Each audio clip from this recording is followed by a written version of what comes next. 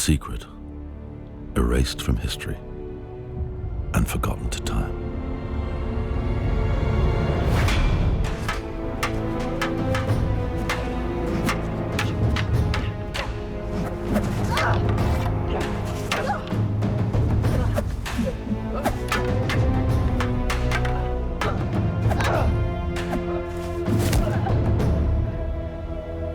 Princess Ahmanet.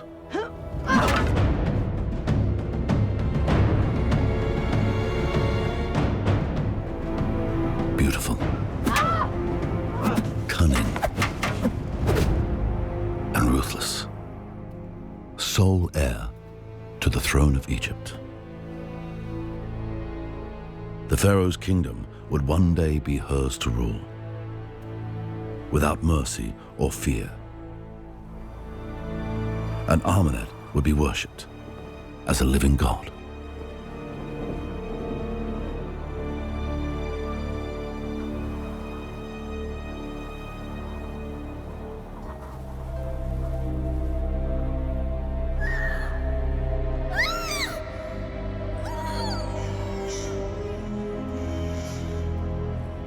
But Pharaoh had a son.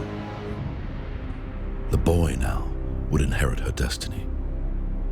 And Ahmanet understood power was not given. It had to be taken.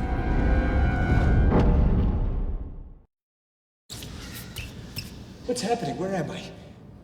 Who's in charge here? I am most dreadfully embarrassed about this. How does this even happen? Well, as I said, I wasn't at the morgue when he came in. Who was? Well, I'm sure they're not here at the moment. Did people actually die in these clothes? Not all of them, no. What did he say? Who brought him in? What? Where did they find him? I mean, who took his pulse? This is a small town, madam. I'm aware of that. Many of our staff are volunteers. And? So as you can imagine, they've never dealt with anything like this But before. surely they know the difference between the living and the dead. Well, ideally, yes. Ideally. Ideally? As I said, I'm most dreadfully sorry for what I'm sure must have been a terrible shock. But the good news is, your friend is alive. Base, this is Search Team 1. Looks like they're trying to break.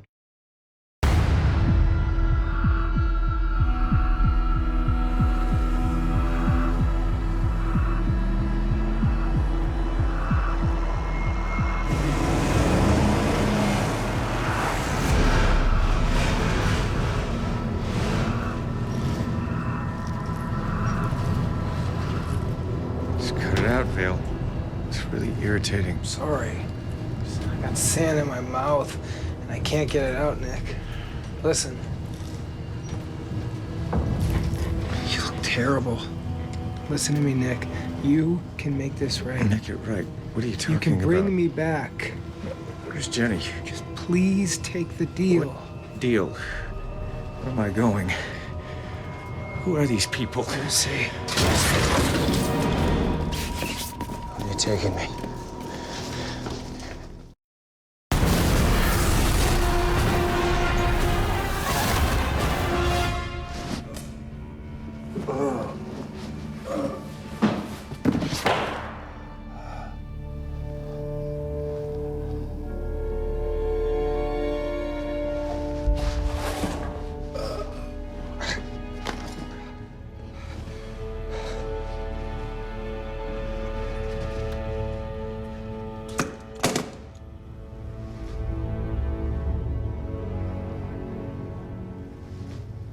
I'm afraid I am no longer able to control Hyde.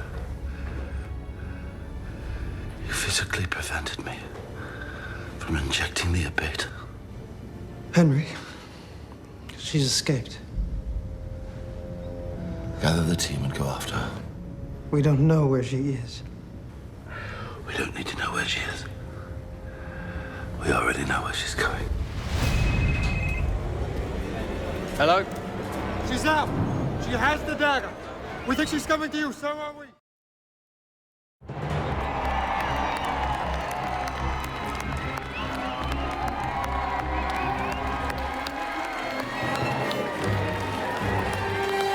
Are you ready?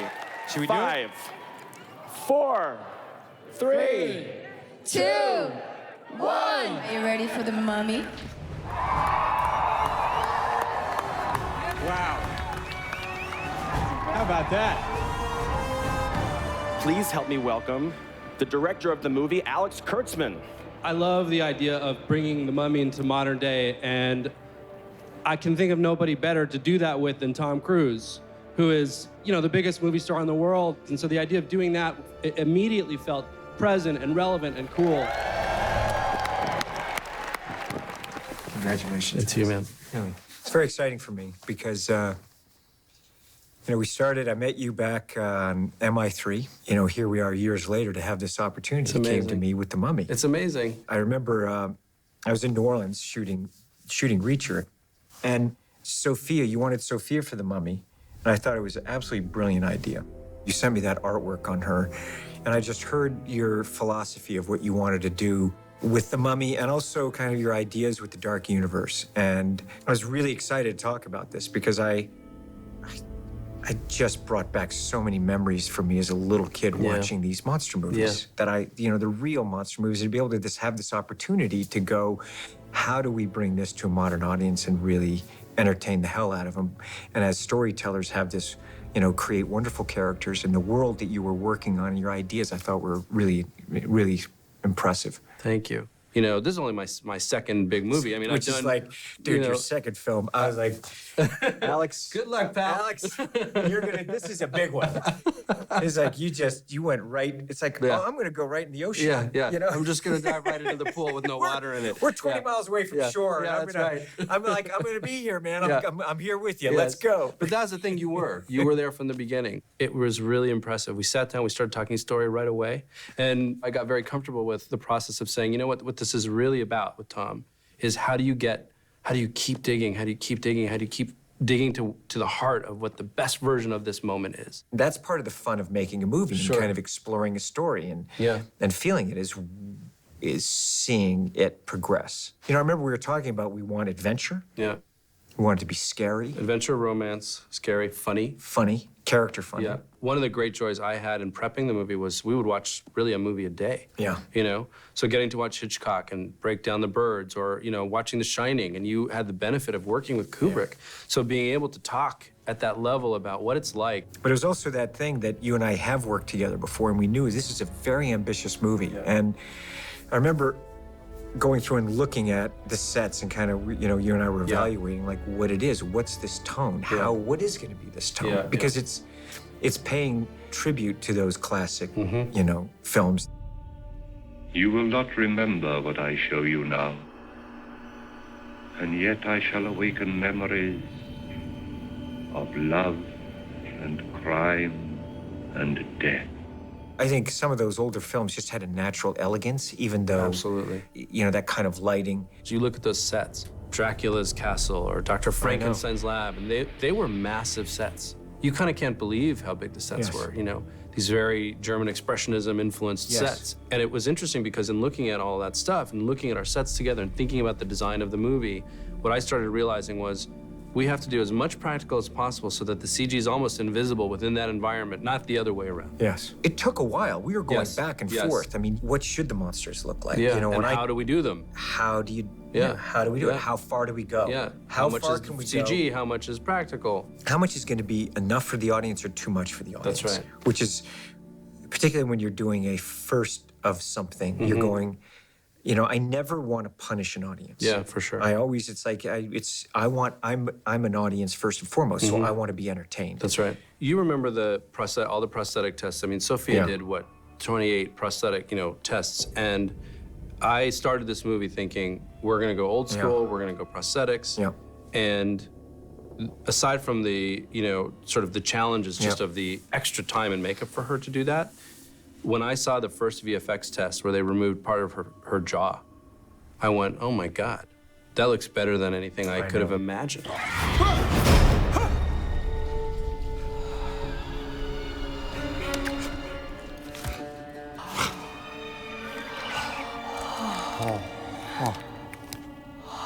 You know, I remember going, you go, I want you to laugh. She's going to tick you. And I was like, Alex. I remember we were tired. Do you remember? I was like, of course. It's like, come on, Tom, just try. It's like, I'll give it to you. I never thought it would work as well as it did. And I'm so grateful of those moments where you're going, just do it. And I'm going, yeah, Tom, just do it.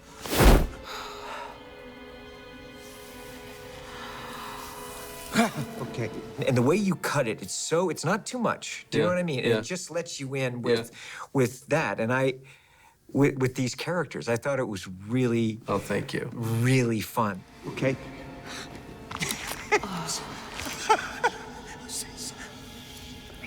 You kept saying, where are we going to find our levity? You know, where are the jokes? Where's the humor? How are we gonna? Where's our misery? Where's our misery? The Rob Reiner misery with those guys. Brilliant film. Amazing film. How do we do that? Can we do that? Having Sophia lick my face. Well, that was you came up to me. It's like, I got an idea. I don't know if you're gonna like this. Hear me out. But let me finish. Yeah. Alex, whatever you want. I think she should lick your face. I was like, what? Again, they're like, really think she should just really lick your face. I want to lick your face. Now, I don't know if other people are gonna like this, but I really want her to lick your face. I think it's gonna be really good. I was like, let's do it, man. It was hilarious because you were like, what? Yeah, okay, I literally went, what? I remember I was like, what? You know, you're getting beat up. You're like, okay, what? Oh. Well, that's good. You started shooting it in your head. Yeah, I was like, oh, yeah. Oh, yeah. Yeah. Oh, that's interesting. That was like, yeah. And Sophia was like, I'm gonna lick your face, man. She's like, I cannot wait. I'm gonna lick your face.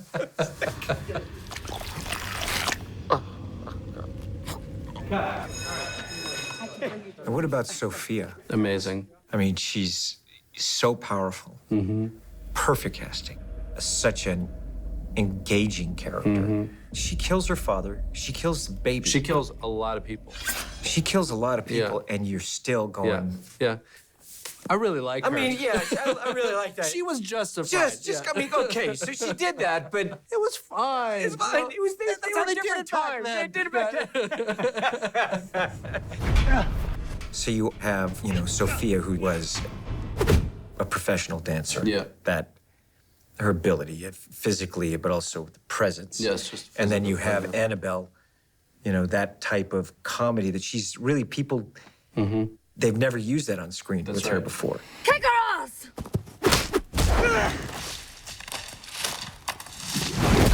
You know, Annabelle has that such a unique charm. Sergeant Morton?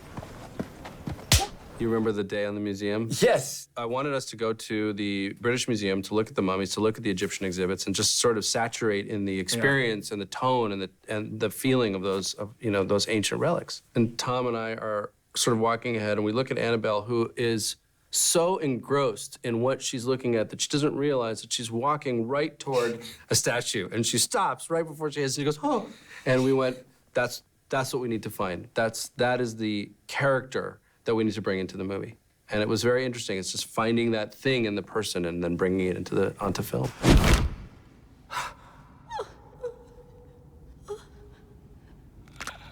Jenny! Run! And then Jake. Jake was, I was a huge fan of New Girl. And I had this instinct that for all the movies that you've done, you'd never really acted opposite somebody like that, you know? And I sort of saw this weird Butch and Sundance thing happening, and I was like, oh, this is either gonna be great or he's gonna say, this doesn't feel right. And the minute I sent you Jake's stuff, you were like, I get it, great, let's go. It was really cool, and you guys have an amazing dynamic together. Come on, Vale. Where's your sense of adventure? Slip in, slip out, just like we always do. You son of a bitch! Oh my God! Oh, we're gonna die! We're gonna die! Jake also, you remember what happened with the stunts. That was quite something. Jake called me and he's like, dude, I need you to know I'm not Tom Cruise. Like, I can't keep up with, I don't know, why do you want me? You know, why would you want me for this? I was like, because... He's trying to talk you out of hiring him. He was like, please don't hire me. And I was like, that's why I'm gonna hire you. Please don't hire me, I don't want to do this. But he went from, I don't want to do this, to like, full horse training. And stop. You guys did all those stunts together, no stuntman, you know, working out together every day. I mean, and he loved it. He did. He loved it so well, and he made me laugh every day. Every because day. you said to him, yeah. You said, he goes, You'll never have to do the stunt. Don't worry. Don't worry. Don't worry. Yeah, Look, you don't have to do it. Yeah. So he's like, oh, good, relieved. Then the day came when we were doing the big stunt. He's like, you're off. You know, in one area, he wasn't even there. I was shooting the other He was calling his brother, going, Alex is not even here. And the other guy, the second unit director guy, he won't listen to me. He's making me do it for real. He's making me do it for real. There's fireballs and Cruise. I'm not the kind of guy who can live without eyebrows. that was his whole thing. And action! It's like real explosions going. He's like, I'm getting shot. Like stuff's hitting me. Stuff's hitting me. He's like, oh my God, am I bleeding? Am I bleeding? I think I'm on fire. I think I'm on fire. I am still alive! His stories. He's like, what are we gonna do? Like, we're running along the roof. Like, where's do we have a safety wire? Yeah. It's like, this is what high. if we fall off? What happens if I fall off? It's like, just don't fall off. He's like, well. Trust me. I do trust you. This is great. If it looks like you're going over, just look over. There's an awning right there. You'll try to hit that.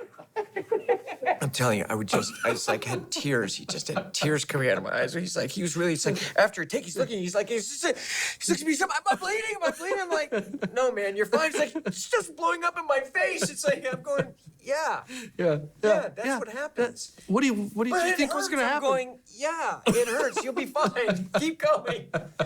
But he did it. He did it, and he did it brilliantly.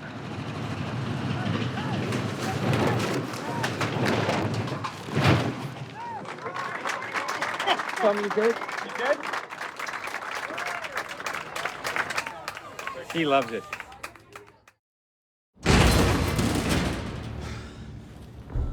I remember one of the things that was fascinating in our first meeting was you said, I want to wake up in a morgue in a body bag. There was nothing in the script that indicated that was going to happen on any level, you know? And it was like, where's that coming from? You know, I don't know, but I think it's got to happen. And it was kind of an amazing thing because, you know, you have an instinct for an idea like that, which then becomes a compass because you have to start backfilling story. You're like, well, what, does he wake up with the body bag at the end of the movie? No, it's early in the movie. So he's dead? Maybe, I don't know, you know, and then we have to figure all that out. But seeing your compass for what felt right tonally and what may have been off was very interesting to me because I was like, where is he getting this compass from? And it was really nothing more than instinct. And I think that's one of the most important things, you know, working with you. One of the things I love so much about working with you, there's so much instinct involved in every decision. You kind of just say like, what do I feel in this moment? What feels right? What feels honest? What feels truthful? It's amazing what doors open up when you operate off something like that. So process-wise for you, you know, is it as simple as just this is what my gut tells me? Sometimes like the story, you feel a tone and you go, okay, that can be scary and funny. You know, a guy waking up naked in the morgue, like, what just happened to me? And you cut from that airplane crash. And to me, I just went, that's scary and funny to me. Like with Jake, I knew he's got to go, I don't want to die. And he's like, oh my God, I'm still alive. Right. I am still alive! And then we're telling the audience, it's fun, we're enjoying it, but we're saying we're introducing this idea that he is going to die. That's right. Okay, Phil, stop. Stop! Phil! Originally, Sophia did not kill Annabelle. Yes, that's right.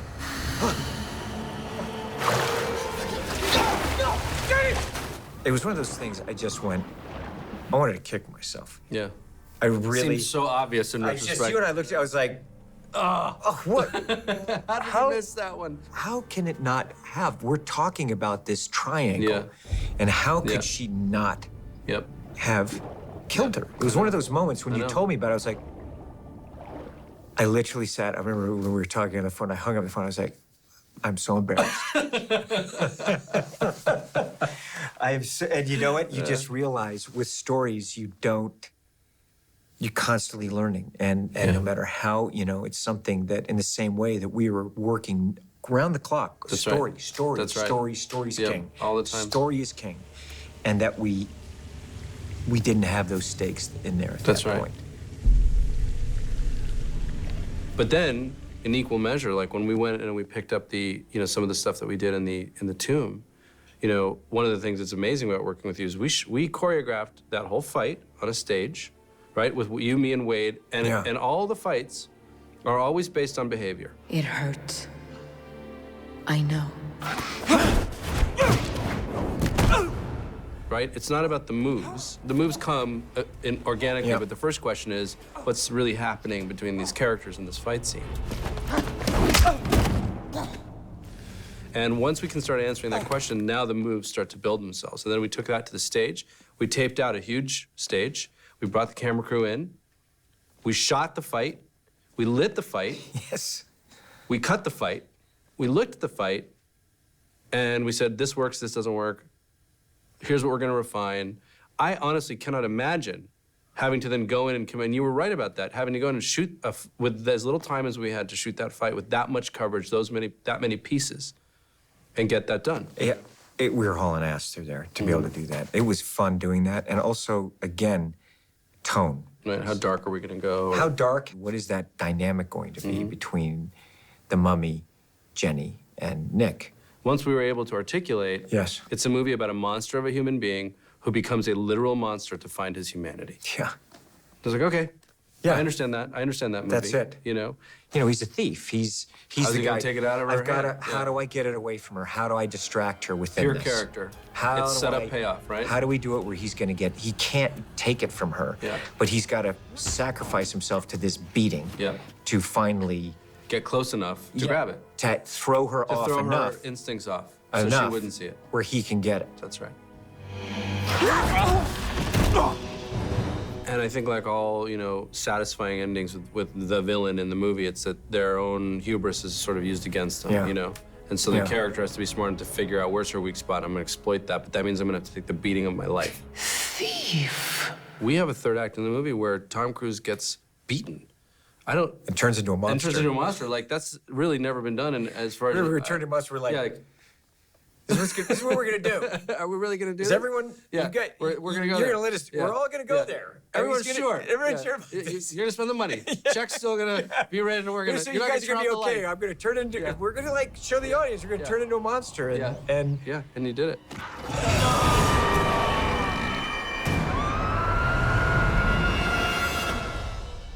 Anyone who's looking at the world of studio films right now, right? Every studio is in a way trying to build their franchise, right? It's so funny, because the origins of cinema. Yeah. Where you had the Saturday series. Yes. Where they would create these series of characters. Yeah.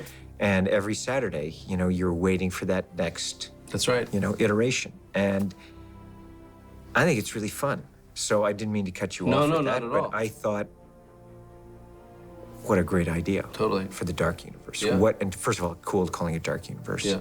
And what a privilege to be part of it, to be able to have this challenge. You have films and these characters from the past, and that mythology, lore of these characters. And I just thought it was really fun. And of course, this mummy is an origin story. It is the first. It's setting up the tone of the world, the potential of these characters, and where they're going to go. What's going to happen with Jenny? What's going to happen with the mummy? Who is Nick? What monster is he? And to be able to lay it out there for an audience and go, no, you're going to find out all of this. Where are we going? Come on, my friend. Where's your sense of adventure?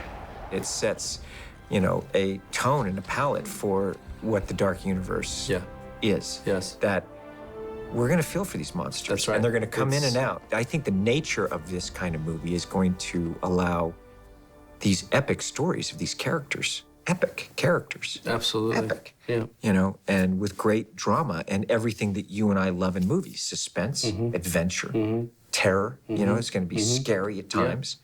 And we get to create worlds that take an audience to different time and different place. That's right. What people forget is that the Universal Monsters was the first cinematic universe. People forget this. They did it first. The audience had already fallen in love with each character, deeply. So they thought, all right, let's put them together and see what happens. And then this whole world opened up, and then they realized how successful that was, so they started cross-pollinating their monsters. So Universal did it first. We knew Mummy would be an entry point into the Dark Universe, but you were the first guy to say, it's gotta be a satisfying Mummy movie. It's gotta just be a satisfying Mummy. And if they like the Mummy and we can plant enough seeds to open the door to the larger universe, it'll be a satisfying experience, and then people will want to see more of it, And that's right. Fun for filmmakers. 100%. Fun for filmmakers to come in. Well, what better world to play in?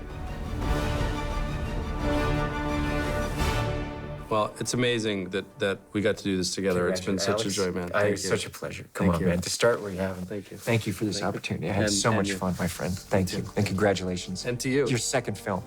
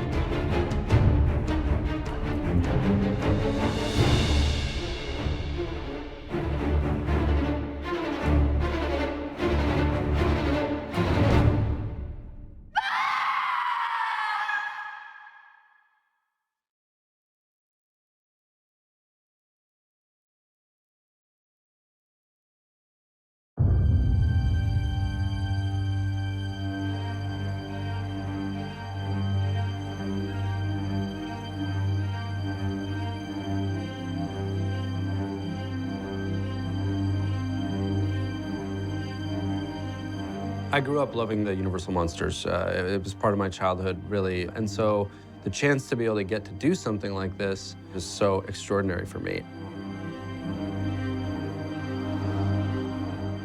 The key for us was to find a way to tell a story that felt relevant and fresh while also paying homage to all of the things that built the foundation of these monsters. I want to care about the characters. I want it to feel real and feel tense and transport an audience to a different world, but also a familiar world.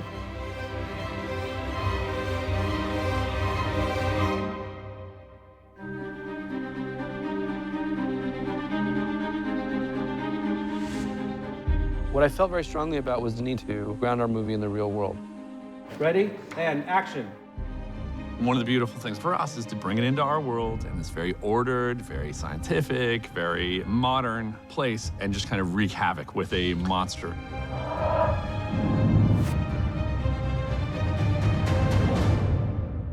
It took about 3 years to develop this movie. It went through many iterations, but once you've really turned over every rock, hopefully the right version rises to the top. The idea, the tone of the dark universe is that there are monsters living among us. So how do you make something feel, you know, otherworldly and fantastical and creepy, but still keep it grounded? We are trying to approach everything as if this is the world that you should recognize. This is our contemporary real world. Universal said, we'd really like Tom Cruise to be in The Mummy, and it turned out that he said he would do it, and I was so happy to be able to continue our relationship on for Mission Impossible. Tom brings an incredible sense of credibility and reality to anything he does. I grew up watching these monster movies on Friday nights and Saturday nights when I was a little kid. I remember being utterly terrified and captivated by the worlds that they brought me into. The Mummy, the Boris Karloff one. It was very terrifying as a child, seeing that.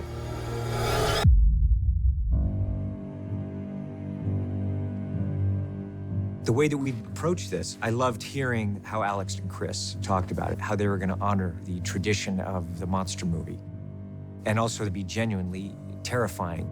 When Tom came in, he said, I want it to be real, and the horror should come from a movie like The Exorcist, which had an incredible sense of being real, as opposed to being artificial. Even though our picture takes place in modern day, we're exploring that aspect of the underneath with the architecture. When they started building the Crossrail in London, they started unearthing all of these ancient crypts and catacombs underneath the city. London is basically built on huge burial grounds and tombs. You know, it's a city that's been built upon cities, upon cities and cultures.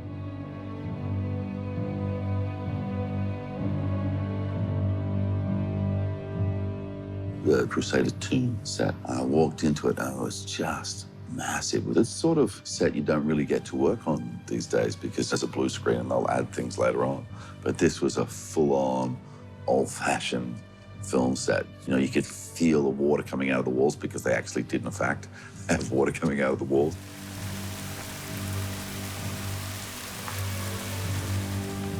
crew pays such close attention to detail, and I think the way to get an audience to really believe it is to feel the level of detail that goes into making sets like this.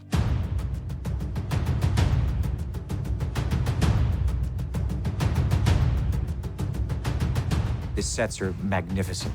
They're beautiful. They're haunting. We have at least 200 people working in the art department on 10 stages at Shepperton, on the back lot, on location. On the Prodigium set, we were trying to combine scientific worlds, how archaeologists work, and then also forensics. So this is an actual biohazard tent, and it's made by a company that provides them. What I liked about that idea was, if we're going to endeavor to ground the monsters in a reality, then let's do that. Let's ground it in science. The early designs for the Prodigium started off as a much more sort of sci-fi, clinical, lots of glass, polished surfaces, and sterile. But there was a sense that it had to be more grounded in reality, so that their headquarters should be in a place of some sort of history. We were driving by a museum, and I said, what if the Prodigium was hiding in plain sight? It developed down that, this was in the basement of a museum, and it should evoke that sort of Victorian architecture. We looked at the Natural History Museum. You walk in there, and it feels like it already matched the Prodigium set. So we came to the Natural History Museum, and they said, oh, do you want to see the specimen room, which is real?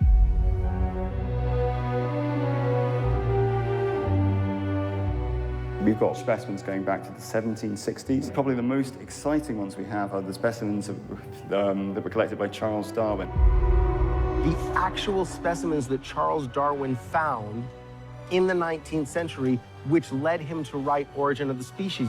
Alex and Tom looked at the creatures from throughout history that are embalmed there and said, this room has to be in the movie. It is a great blend of our monster world and the actual world of science.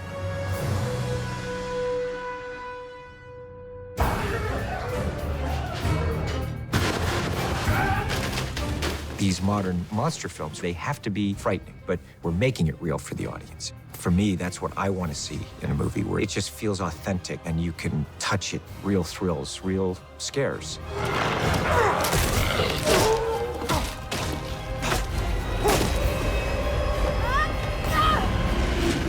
We are living and breathing a world that we created, and now we get to really immerse ourselves within it.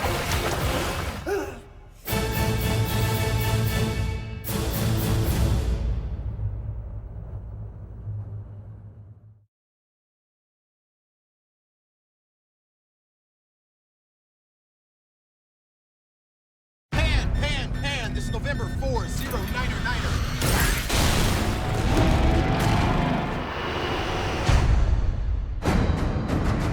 I'd had this idea of creating a zero-G sequence for some time to really create something that is visceral and terrifying for an audience. That was really the goal. I read the script, and Alex had come up with the idea of a plane crash. Tom said, yeah, this sounds great, we'll build a set, but we're also going to do it for real. And I said, what? And he said, yeah, we're going to do it on the zero-G plane. And he explained this whole process. I grew up watching the space program. I'm an aviator myself. Anything you do with Tom has to feel real and genuine as possible. And if we have to go into real space to do it, we'll do it. Tom wants the richest cinematic experience for the people who spend money to go and see his films. Tom always pushes the boundaries, and this is one of those. Zero-G is mostly used for scientific research. It was really developed for the Apollo missions and for space. This is the same weightlessness as in space, exactly the same. This is not a simulation. We inject the aircraft on orbit, and by a special piloting technique, we can make the aircraft believe as if it was in vacuum. It is putting the aircraft and everything inside the aircraft in a state of pure free fall. This is real zero-G. It's like, in an instant, you know they can't possibly be on wires because of the way they're moving.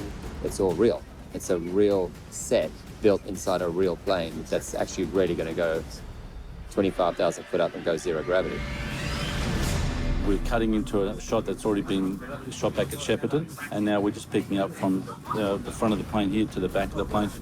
We're trying to make it look like the set that we've already shot on. So when we did the rotating set, this set is a duplicate of that. I designed the sequence to give the characters something to do. They're struggling to get to a parachute and survive. I'm just gonna take you, parachute. Try to get over here. Exactly. Boom. Yeah. Okay, well, watch your head. I have to get from point A to point B in the aircraft. I'm trying to get a parachute on her. So that's what's happening in Zero G. We're in Bordeaux at the Zero G plane facility. We came and did rehearsal, a test flight. We did 17 parabolas of Zero G flights.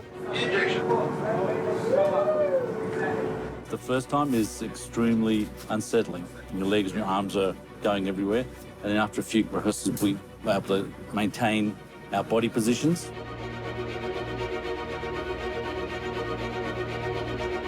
It was a challenge for sure, but it was incredible. The longest 35 seconds of your life. The hard thing with Zero G is on the climb up, the blood drains. If you move your head is when you can throw up because your balance goes. I'm gonna need a couple of these. But unfortunately for the actors, they have to be panicking, looking around. So we'll see what happens. Come on, let's shoot.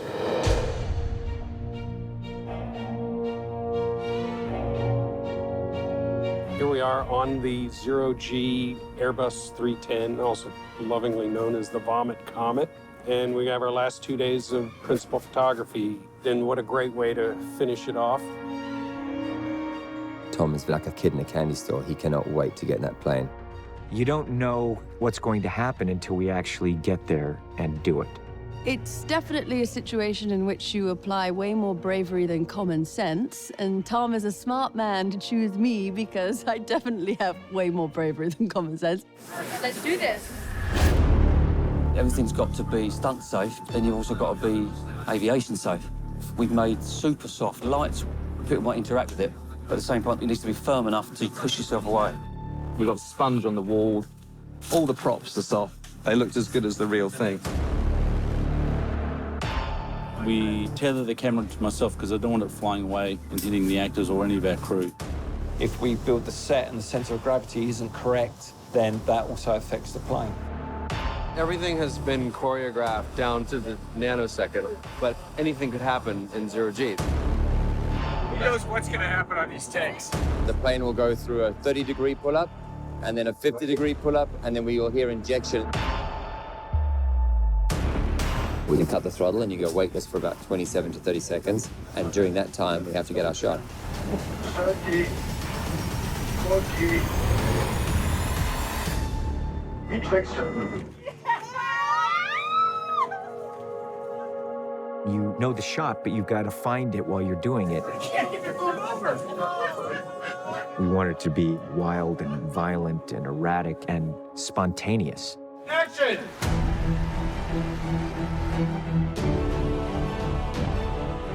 The first part, that's when your tummy does try to come out of your mouth. But after that, it's a wonderful feeling. Zero G is exhausting. Annabelle is a real hero because she's never done anything like this before. She's a natural athlete. You can do that! We had 64 cycles of Zero G, and within each cycle is 22 seconds to get this entire sequence. It's a dance. For an audience, they're just seeing it's happening in real time. There's no edit, it's there. You can't beat physics. You can't beat the reality of what we've got here. And once you embrace that, it's fantastic. Perfect. Yes. We get it? Right.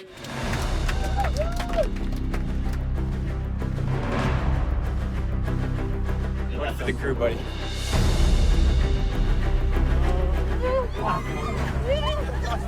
5, 4, 3, 2, 1, put out.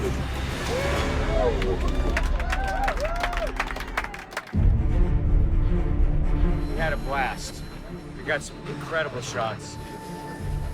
Wait till you see this guy. She's never even done stunts before, and she's doing this. I'm very, very impressed. Afterwards, looking at Alex experience the footage, that was very satisfying. Oh my God. Oh my God, that's so good. It's never getting better than that.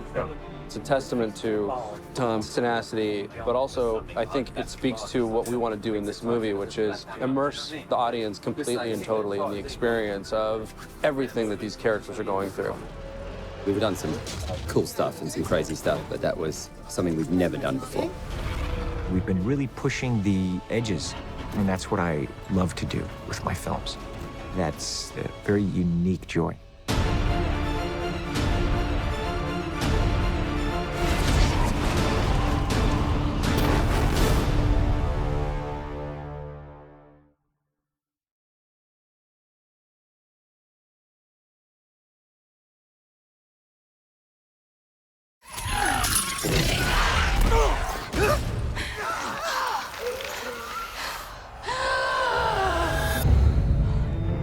You look at how enormously talented Sophia is. Very powerful, not only physically, but emotionally. I will be your queen. What really separates the Universal monsters is that there's a real deep emotional investment in the characters. We look at the story through the monster's point of view, and Sophia is able to communicate it so deeply. I don't think she's a monster. I think she's a survivor. She wanted to honor what she was about to become, but then all that was taken away from her. You killed his wife, their child. They were different times.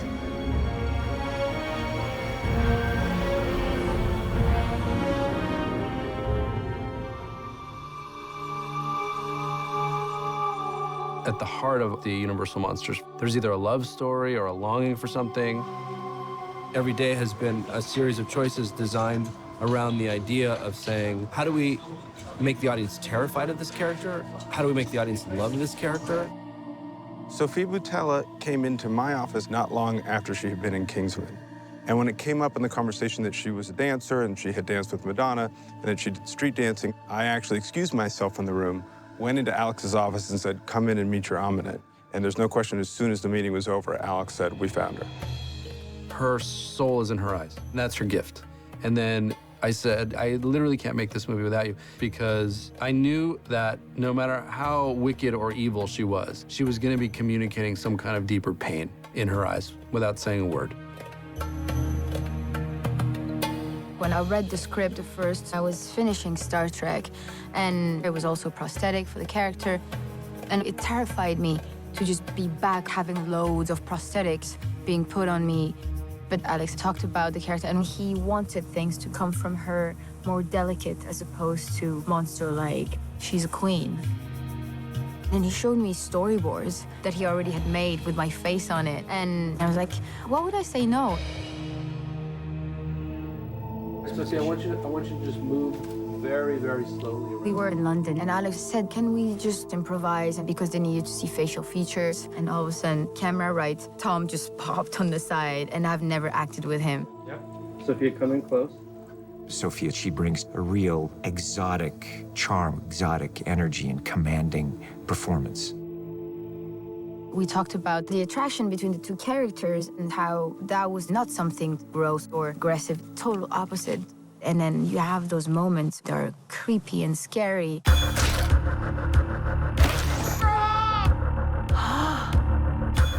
Aminet goes through a huge series of transformations, and we're using a combination of wardrobe, prosthetic makeup, and digital augmentation. We did 23 screen tests in total. That's because every time you see Aminet on the screen, she regenerates, or she's in ancient Egypt, or she's fully come back, or she's dead again. I wanted something that was slightly more beautiful, but still a monster, still a mummy, that would relate to what she was before she was bandaged. We've mapped her out into 5 stages. Stage 1, where she lands in a pit, she is nothing but bone and rags, absolutely torn to pieces. And then she pulls herself together literally into this form as she begins to feed. The more people she sucks the life out of, the stronger she becomes, so her muscles start to grow back.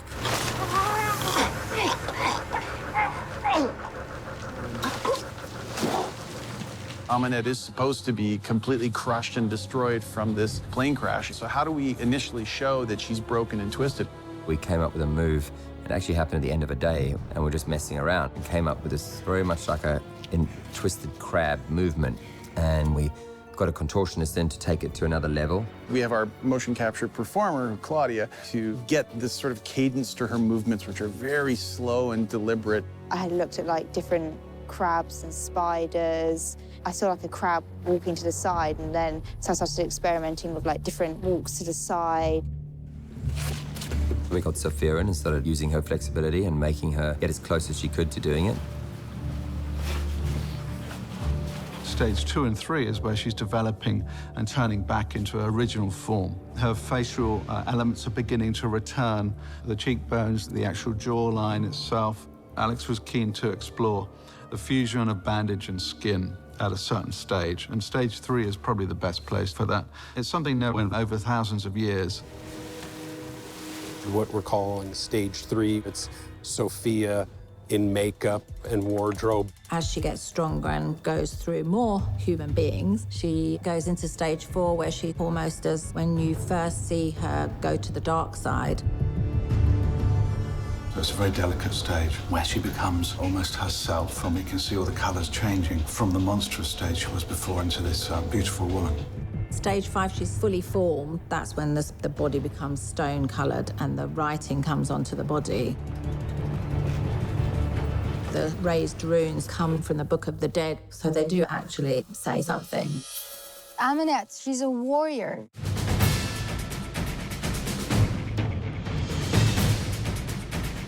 The training was a lot of conditioning, and I learned stick fighting as well. I was chained up. That was quite physically painful. Not because I'm chained up, it's just staying in that position. She had to undergo a tremendous amount of physical stress for what we did in Prodigium, because she spent day upon day upon day chained with her arms behind her back, having to act through these scenes with very hot steam venting through the floor. And it was incredibly hot because I was wearing that suit, but I had to act like I was freezing. But it was so worth it. Sophia, as the dancer that she is, she can move herself in ways that nobody else can. Sophia's been doing a lot of wire work with us. This weird climbing move, we've got like a spider climb.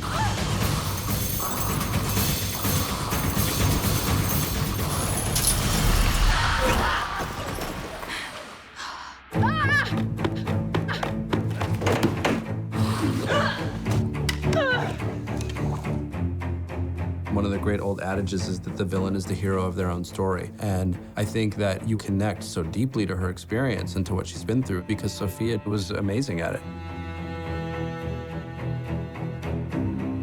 I want the audience to understand why she does what she does, even though you still don't agree with how she goes about it. You see what she's created in Aminette, a very moving character, frightening character. Sophia's perfectly cast as the mummy.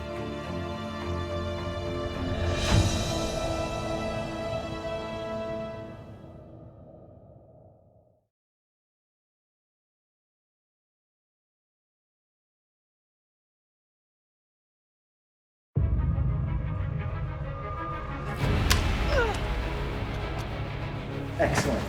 Excellent, Sophia. To have Tom Cruise in this movie is so huge for us.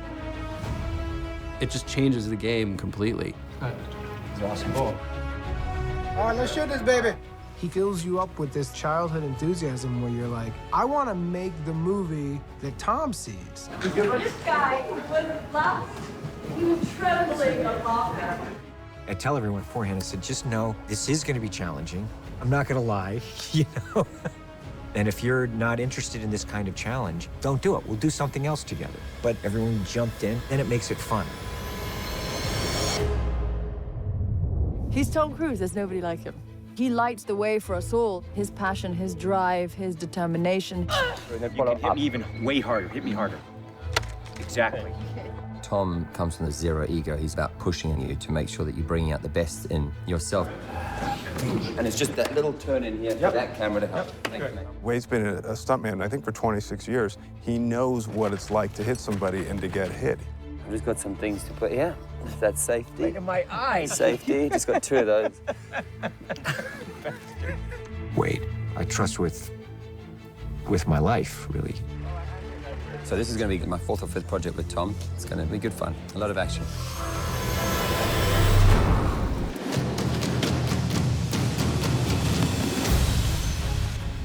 Tom is like, I want to get you right near the brink of death, and I want to put a camera on your eyes. But it's going to actually be really fun. Action. How's that, Jake? Great. Jake transformed from starting out to going through a very technical, challenging thing. Tom spent once 40 minutes watching me train with his trainers because he wanted to encourage me through it. Like, who does that? But it meant a lot to him to, like, encourage his castmate. He's a guy who preaches, work hard so that when you do it, it's more fun.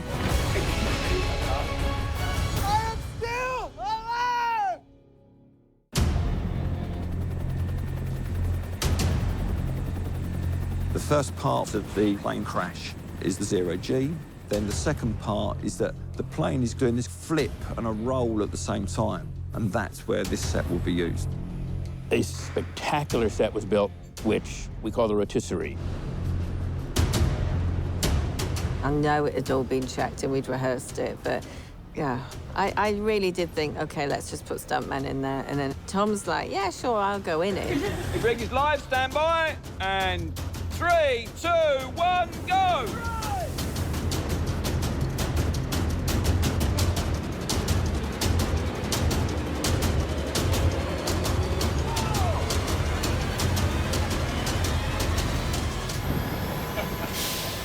Annabelle is really game, too. She does crazy stuff, and she just does it. She's tough. 3, 2, 1, action! She's delicate, but very strong. And it was a wonderful combination. It really enabled us to do this kind of stuff that we were doing. I tell him that because he's Tom Cruise, he has to keep me safe. Hold your breath, Annabelle. This one might take about twice or 3 times as long, okay? What? He did it to himself. He became the hero of the world. If he's around, I have to stay safe. So it's really on him.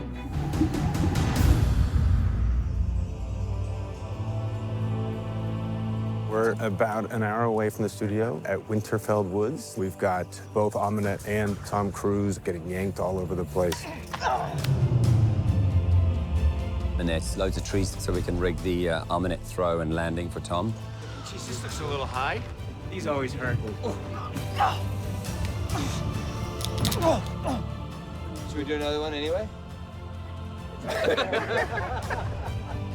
Tom does all his stunts. He was going again and again relentlessly. And I was like, how do you do this? I feel like a stone. He was laughing. We've got the ambulance barreling through the woods and they're fighting off zombies that are on the hood and hanging on the side. And, you know, they've got all sorts of obstacles, avoiding trees. We're pretty much off-road, as you can see. Tom's in the vehicle, and, yeah, that brings on the nerves because he's a good driver, but he's a fast driver, so we need to be right. And then we filmed them inside the interior of the ambulance, rotating, and them being shaken around inside. And then we used gravity to let Tom come out through the door to make it look as if the spinning had spat him out. And what helps us on this project is Tom Cruise is involved, and he very much wants to use real effects. It's like the only actor in the world who could find the flame mid-air 3 times. Like, it's really me. It's me. It's really me. It's me. Tom is a life force, and I felt very brave around him. And that's an incredible gift to give someone. I want my pulse going high. And what I like to do is translate that kind of pressure and excitement to the screen for an audience, because that's me. I'm that audience.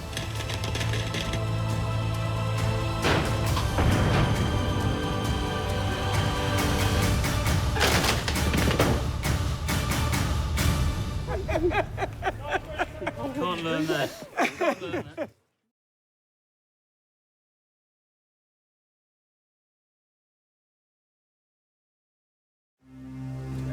And action. Welcome to Prodigium, Mr. Morton. Stay calm. Sometimes you need a monster to fight a monster, and in Henry Jekyll, we've got that. A warning of monsters.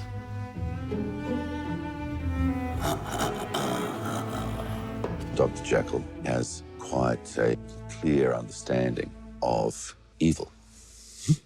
Putting Jekyll in the movie was something that we've been talking about from the very beginning. We've always had a character in the film that we thought would be the leader of Prodigium. And that leader of Prodigium, you might discover down the line, was one of our monsters. At a certain point, it became, well, wouldn't it be fun if it was Jekyll and Hyde? We had a choice that we only were dreaming about, which is that it would be played by Russell Crowe. All of a sudden, in the middle of the movie, to have that balance with Russell. Russell's a very powerful actor. He's a brilliant actor. And to have him play this character, I was excited when he said that he wanted to be part of it.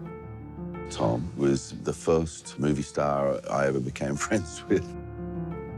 So I'd always wanted to work with him. They always kind of wanted to do a Butch and Sundance thing, and so we're doing a very, very strange version of that here. The two of us on set together, I'd definitely been looking forward to that. See, that's what they're like. If you could just all stay here. Tom and I. He came in the middle of the shoot to Shepperton. To say he brought a big presence is an understatement. It just was charisma and an enthusiasm for the movie. Oh, I love you, man. Russell Crowe. Let me tell you what that's like. You've got Russell Crowe. You've got Tom Cruise. Two of them at the top of their game. These are titans of cinema that I'm playing with, and it's a real treat. I shall hunt him till the ends of the earth. And Russell gives you so much with his eyes and his presence across from you that it's just so easy to perform and to find the truth. It's a hard and tough day for me.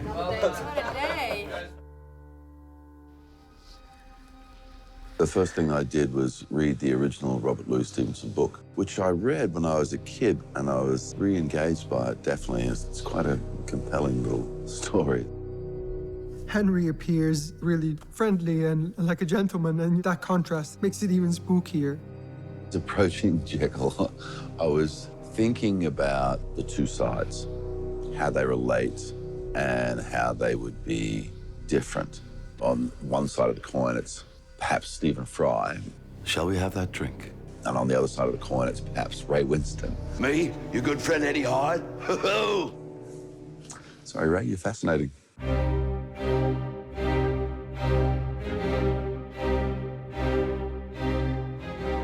He's in an old building and he has state-of-the-art, high-tech, so he embodies a timeless guy in a modern world. Henry's office is an amazing prison.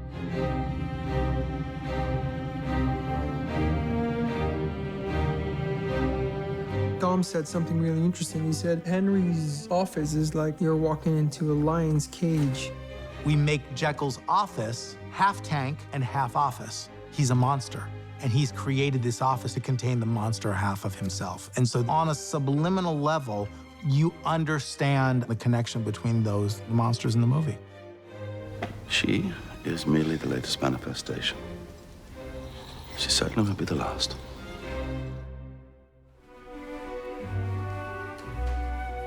Because the character needed to be an enigma, we all went for this kind of three-piece suit, quite serious guy. Russell introduced a little flamboyance in some paisley ties. I've done lots of movies where my costume's a bit of blue rag and some fur or something, you know, but going into this, it was like three-piece suits, gloves, fabulous shoes, ties and stuff, and so it was actually fun. We had a lot of surgical tools. In fact, we raided most of Europe for them. And then Steve Jung, who's our brilliant concept illustrator, designs the biomorphic tools, and then Dave Chesman and his crew makes them. We've done an injector, which will have multi sort of injections on it. Okay. Don't! Okay. We have to go.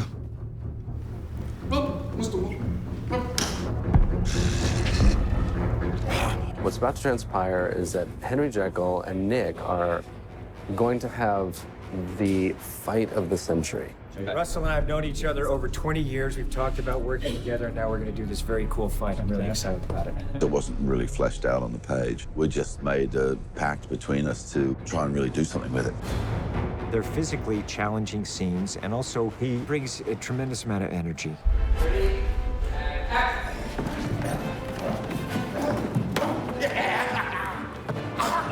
They really went at it. And for everybody who's watching the monitors on the set, we're like, can you believe this? I mean, in the middle of this movie, Russell Crowe and Tom Cruise are slugging it out. It was great fun. And there was definitely a few kind of ooh and ah moments from the crew when we were working together because we were going for it, man.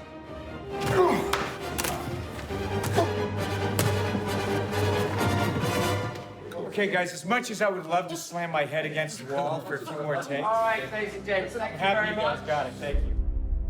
I really enjoyed cutting the fight. They're not just able to do the fight choreography, they're absolute masters of it. So they were just so free. Ready, I'm offering you a partnership. You, people incarnate, me, your good friend Eddie Hyde. Hey.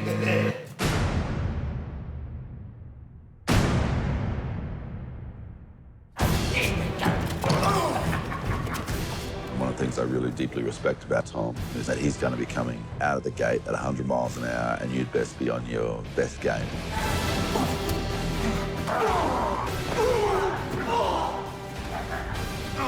I've had a blast with Russell. Having that dynamic between the two of us was a lot of fun.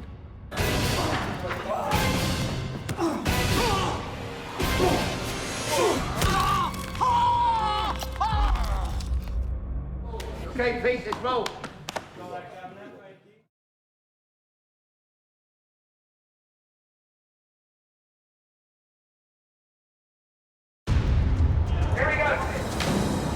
We are racing now towards the final conclusion of the movie. Whilst the rest of London has a relaxing Sunday, walking around the garden, pruning their flowers, we are causing destruction in the center of London. Shooting in the streets of London when you're doing big action scenes, it was just a lot of fun.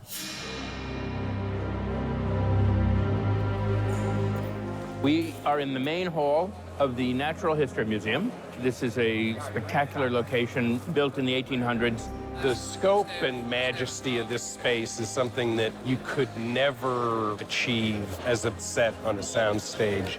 I just want to reiterate that just be careful going down this stuff. And the shot was fantastic, and it's a beautiful location. So let's just have some fun over the next few hours, and I appreciate y'all being here. Thank you. We're shooting Nick and Jenny escaping from the basement and realizing, oh my God, this is where we are. We're running out, and both of us are slowing to the mark. It'll just be like, it's like, we're running out. It's like, whoa, whoa. Let's try that. That kind of... The sandstorm starts here in this room. So when the cameras start rolling, the wind machines will start blowing, people will start running and screaming. Rolling? Rolling! 132 after take one, they come mark. And we are set. And background, action!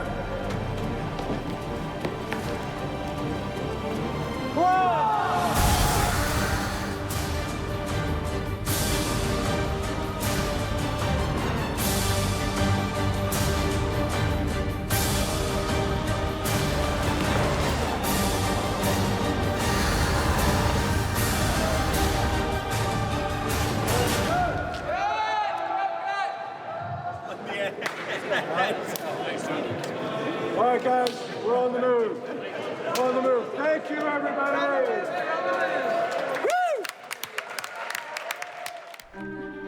In the mineral room, we see further extension of Aminet's power to turn glass into sand, and it's a perfect venue for that because it's literally hundreds of glass cases.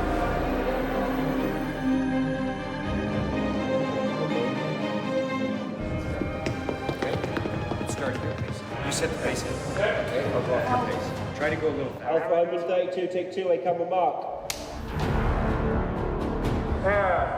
3, 2, 1, action!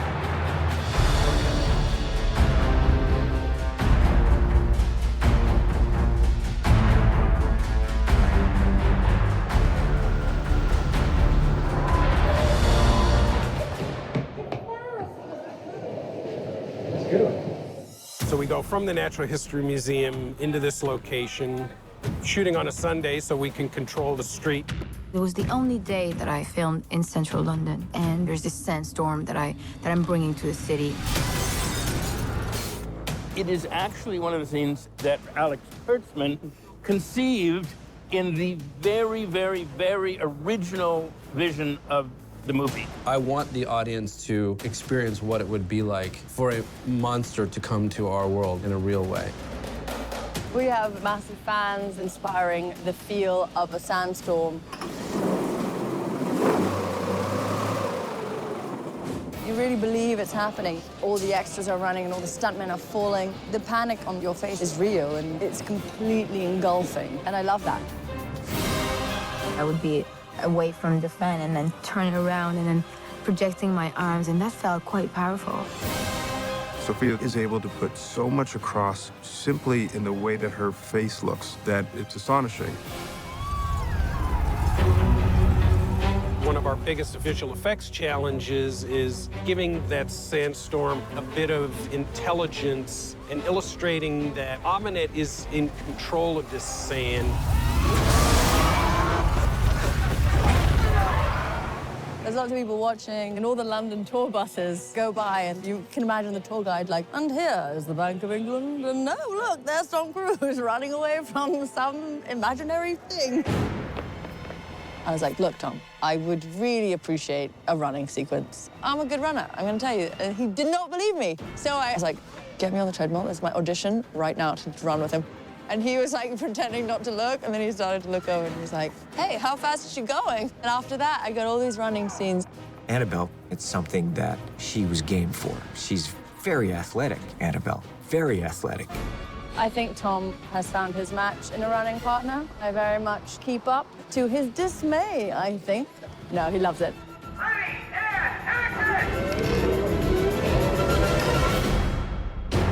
She's a very good runner.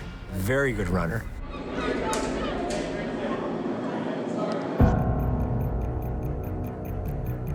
In this scene, Tom is engulfed by the bus. We're trying to come up with something very cool for the movie. Cameras up!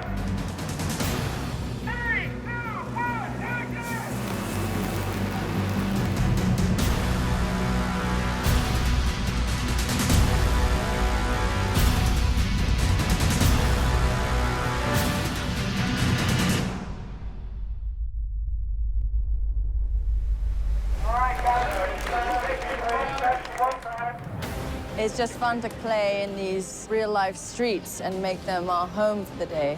You can imagine that tomorrow morning in the financial heart of London, it's going to be littered with people on their way to work and their coffee. And little did they know, Tom Cruise and little Annabelle here causing destruction the day before.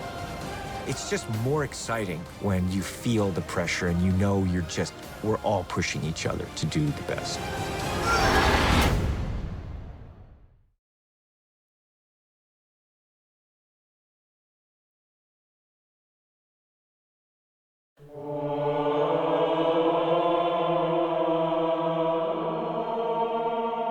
I love to get the audience invested and really put them in a way where they don't know which way is this going to go and how many chances will they take with the story. And really, that's what we've been doing. We've been really pushing the edges of storytelling.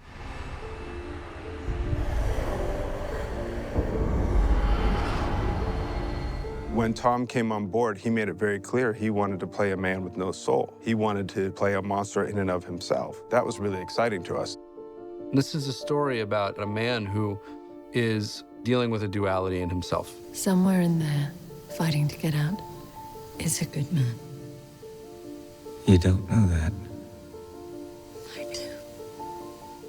In us all, there's a dark and there's a light, and it's a dance between the two throughout your life. So when you're presented with someone on screen who's having that internal struggle, but at the core of them is a good person, you really root for that. The question of, is this man good or is this man evil, is played out over the course of the movie, both through his relationship with Jenny, but also through his relationship with the mummy. It's the devil and the angel on Nick's shoulder, and I think our job is to present really good cases on both sides. The day of awakening will soon be upon us. You will become Set. The world will fall to your desire. Doc, you said you could cure this curse. Get rid of it. Let's do it, Doc. What's your plan? Mr. Morton, these things are complex. He just basically wants to relieve himself as being her chosen and the curse. You know, can't it just be someone else? And I think the concept of that is really interesting and exciting. I was not going to kill him. I was going to give him eternal life. You will take his place. When you're making this type of film, you all have to know where you're going. And how do you constantly carry that audience through the story in a way that you keep them invested in the characters? One of the things that I think Tom does so uniquely is playing guys who are really morally challenged and yet making them lovable.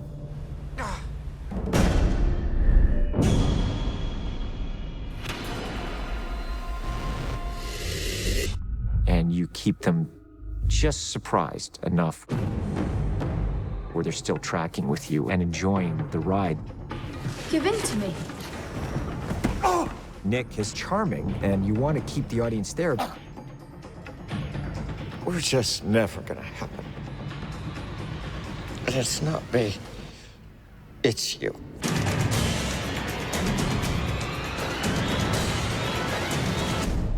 But at the end of the film, he becomes a monster.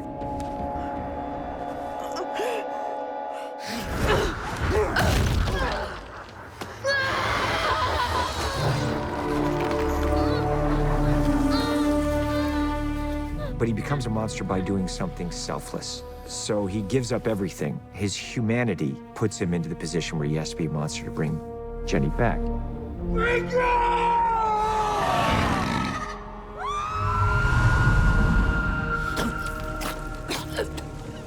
It's one of those things you just hope an audience embraces because I think it's really cool.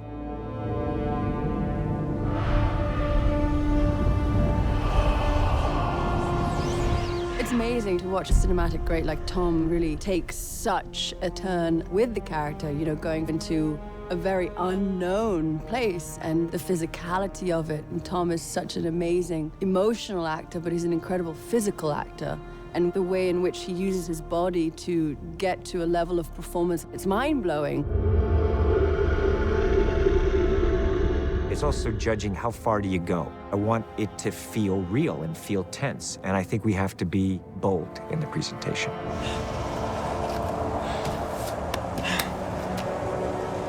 I hope that an audience really enjoys that and is surprised by that turn. And it's kind of fun being a monster. There's something that I think is really interesting about it. That duality, being a bit of a devil, is something fun to play. It is fun to play. As an actor, it's fun to play. It's really the story of a man who has to lose his soul in order to gain his soul. A human being who, in many ways, becomes a monster to find his humanity. I think it's a very important message that the monster universe gives us all, that we are all flawed and imperfect, but if you connect with someone's truth, you always find the good in them, and I like to believe that. There's always good. Monster movies by nature are about duality. It's about the darkness, it's about the lightness. What does it mean to not have a soul? Can you be a better person? To play with classical themes that I enjoyed as a kid when I saw these films. To be able to make it on this scale, it's been top to bottom a very exhilarating and exciting time.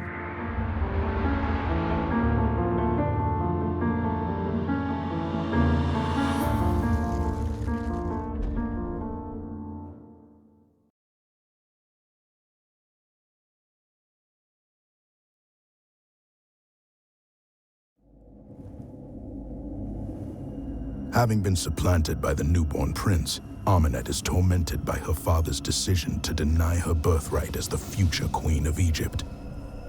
Out of this consuming hatred, she seeks revenge and destruction, determined to regain her place as the rightful queen. Wailing, screeching, the child, the wretched, screaming at me, damning me. Ra has retreated. They have all left me to wither and die. Forsaken.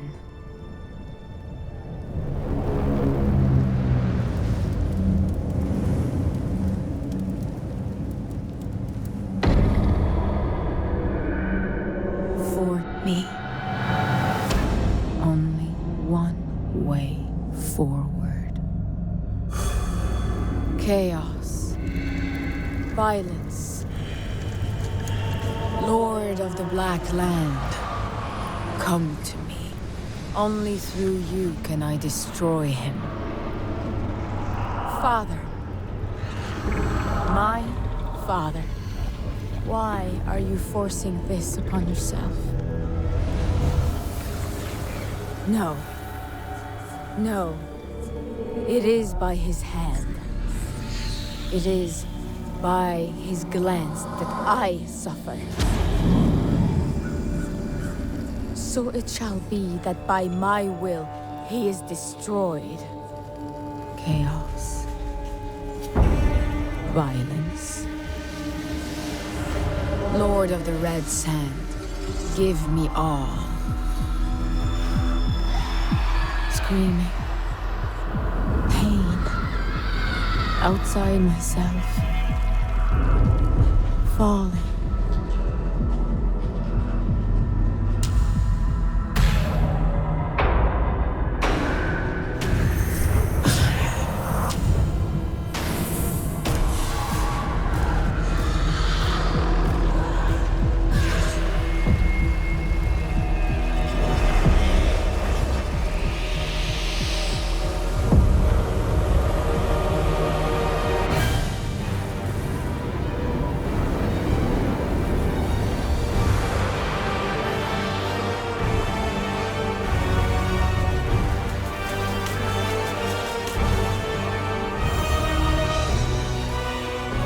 Egypt.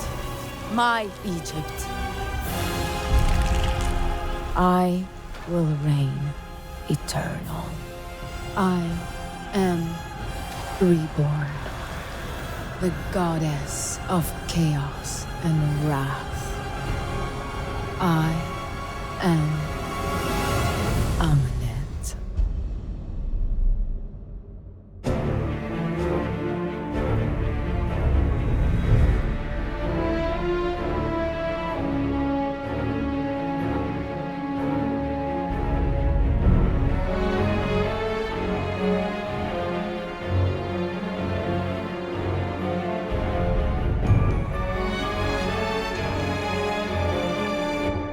C'était pas